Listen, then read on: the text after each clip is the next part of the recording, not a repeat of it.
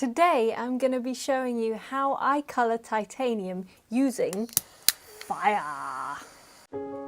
Hi, my name is Lorna Romanenghi and I am a jewellery designer and maker. My work has been exhibited internationally and has won numerous awards along the way. Here, on my channel, I will take you by the hand, giving you VIP access to behind the scenes of the jewellery world, so you can feel more confident and educated when buying, commissioning, or simply appreciating jewellery. To make sure you don't miss out on any new content, click the subscribe button below. So I have this commission for 6 pendants that all require titanium discs, and I thought I would take this opportunity to show you how I transform titanium, which looks like this, into what looks like this, if you can see the bluey colours. This is just a piece of scrap metal, so don't pay any attention to what it actually looks like, but if you can see the transition, you can see this is what the metal looked like before, and this is what I'm turning it into. So the first thing I would need to do is actually cut out my titanium discs, and you would think that seeing as titanium is so light and it sounds like it's not a real metal, like it's really light, and it feels like it would be easy to cut like aluminium. Well, wrong. It is actually as hard as steel. So actually cutting it out is a painstaking process and it takes forever. So in order to save you from that noisy process, because it also sounds horrible when you're piercing out titanium, actually I'm gonna let you listen to a bit just to know what you're dealing with.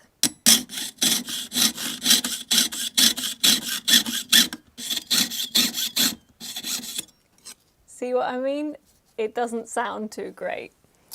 But yeah, in order to actually speed up the process and not have you here half the day just watching me pierce out 6 discs, I have got some already prepared. And here they are. So you can see that I've cut them, filed them, drilled a hole through them, and given them a matte finish. As with all metals, I can actually choose what finish to give my titanium. So I can give it a high polish, I can give it a matte finish, I can satinize it, I can do basically whatever I want with it. It's a little bit more difficult to high polish or to polish in any way because, again, it is like steel. So you need more abrasive compounds and you need more abrasive mops in order to do the job, and especially if you've just got a little pendant motor instead of one of those big machines, it does take a lot longer. But I've done it before and the results are wonderful. You can actually turn titanium into basically looking like a stone. You can get it that mirror finish and it looks wonderful. However, for this project, for the aesthetic that I'm going for, I actually want to get a matte finish. So as you can see, I've actually given it a matte finish with sandpaper so that I'm getting that nice even striation throughout the titanium disc. So having them all ready to go, my next step will be actually cleaning them and taking off any oil residue that's on the surface.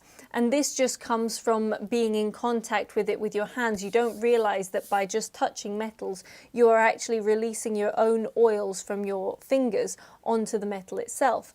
On some metals you can see this more plainly than others. On titanium you can't actually see it with the naked eye, but it is very important that I actually remove all these oils before I start, because otherwise it will not colour.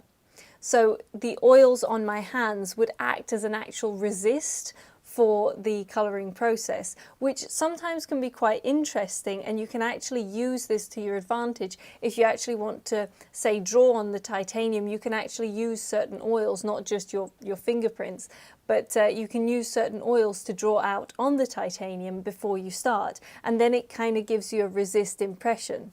So that will be a video for another time and I'll show you actually how to draw on it. But for today, I want them all clean so that I can colour the entire thing.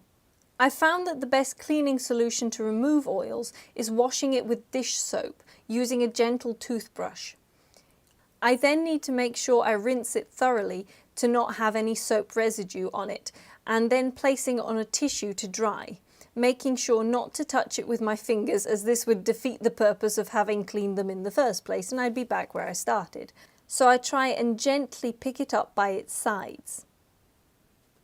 Unfortunately for us, we can't see these residue oils, so it's hard to know when you've cleaned everything properly, but we can only do our best and estimate that they've been cleaned enough. So to me, these look nice and clean. I've put them on my tissue paper, they're ready to dry. And now that I've got them clean, I can take them back to my workshop where the magic can happen. So I'm placing them carefully onto my soldering station and inspecting every single one of them to make sure that there's no discernible dirt or oil on the surface. But I can't see any, so I'm just going to go for it. Before I forget, if you're enjoying this video and would like to see others like it, then please subscribe to my YouTube channel and don't forget to click the notifications button if you would like to stay alerted to any new videos coming out. If you've already subscribed to my YouTube channel, then thank you. Your support means the world to me. Right, back with the project. Because this colouring process happens very fast, I don't want to blast it with too much heat. So if I'm using a big torch, I'll make sure I have it on a smaller, bushier flame. But for these, I'm actually using my little handheld butane torch, which is a lot less powerful than my big one and gives me more control over what I'm doing.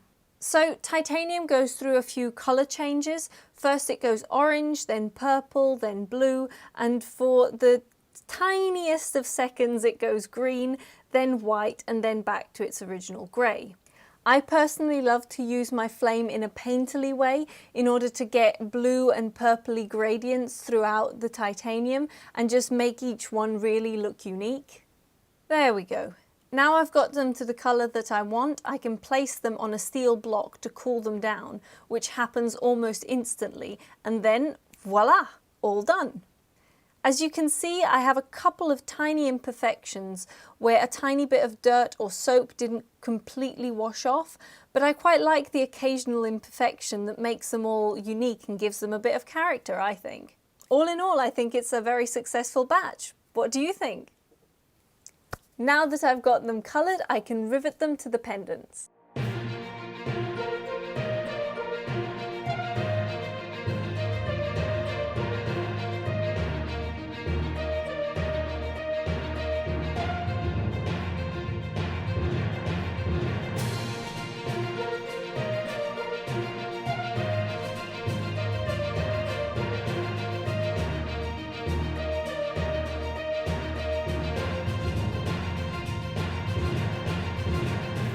There we go, all finished and really adding a colour pop to these pieces.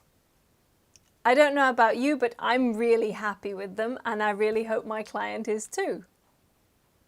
So thank you for joining me today. If you have any questions or comments, please just leave them in the comments box down below. Or to learn more about my work and contact me for any possible commissions like this one that I was doing today, then please contact me directly through my social media at Lorna Design or through my website at lornaromanenghi.com, and I am always happy to hear from you.